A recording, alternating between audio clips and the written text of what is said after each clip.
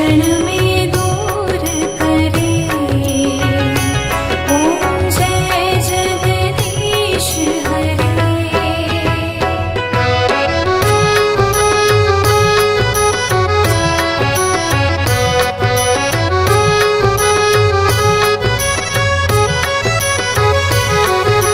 जो ध्यावे फल पावे,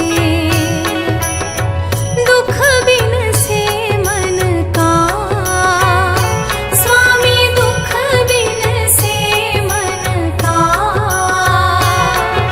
सुख संपत्ति घर आवे, सुख संपत्ति घर आवे। कष्ट मिटे तन का। ओम जय जगदीश हरे।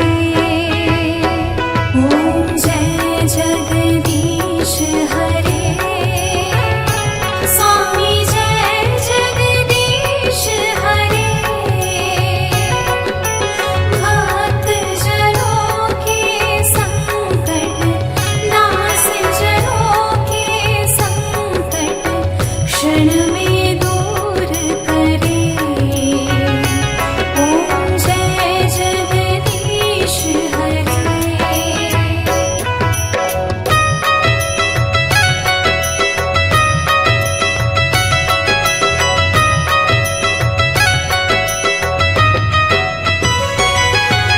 मात पिता तुम मेरे, शरण गहूँ मैं किसकी। स्वामी शरण गहूँ मैं किसकी। तुम बिन और न दूजा, तुम बिन और न दूजा। आस करूँ मैं जिसकी। ओम जय जगदीश हरे। ओम जय जगदीश हरे। स्वामी जय जगदीश हरे। भक्त जनों के संकट, दास जनों के संकट क्षण में दूर करे। ओम जय जगदीश हरे।